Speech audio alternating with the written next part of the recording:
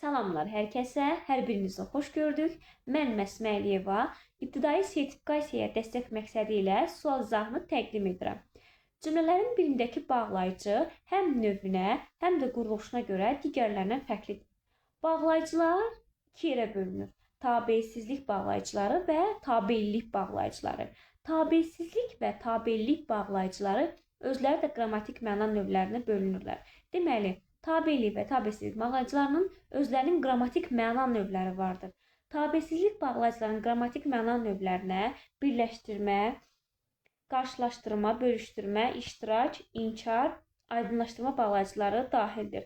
Tabellik bağlayıcılarının qrammatik məna növlərinə isə aydınlaşdırma, səbəb, güzəşt bu bağlayıcılar daxildir. Deməli, bizdən nəyi soruşur? Bizdən soruşur ki, həm növünə, həm də quruluşuna görə digərlərindən fərqli olsun. Quruluşuna görə dedikdə sadə düzəltmə mürəkkəb olduğuna görə biz baxacağıq. Bağlayıcının növünə görə isə tabeysizlikdir, tabellikdir.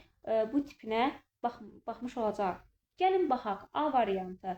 Mən danışırdım, o isə qulaq asmırdı. Burada isə tabeysizlik bağlayıcısı var və isə bağlayıcısı da tabeysizlik bağlayıcılarının qarşılaşdırma növünə aiddir. Deməli, burada olacaq quruluşca sadə, qarşılaşdırma bağlayıcısı, tabeysizlik bağlayıcısı olacaq.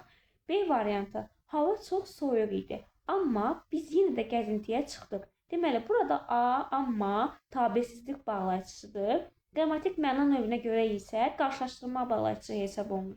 Amma, ancaq, fəqət, lakin, halbuki isə bağlayıcıları qarşılaşdırma bağlayıcılardır. Amma quruluşuna görə də sadə olacaq. Deməli, bu da sadə oldu.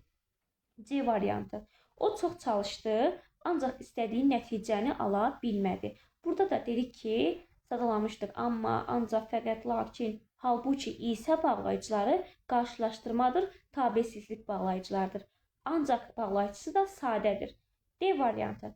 Onlar çox mübahisə etdilər, lakin heç bir nəticə əldə etmədilər. Lakin də qarşılaşdırma bağlayıcısıdır, tabeysizlik hesab olunur. Y variantı. Madam ki gəlmir, demək bizi saymır. Madam ki isə tabellik bağlayıcılarının şərt qoluna, yəni şərt növünə aiddir. Madam ki şərt bağlayıcısıdır, mürəkkəbdir quruluşuna görə, həm də tabellik bağlayıcısıdır.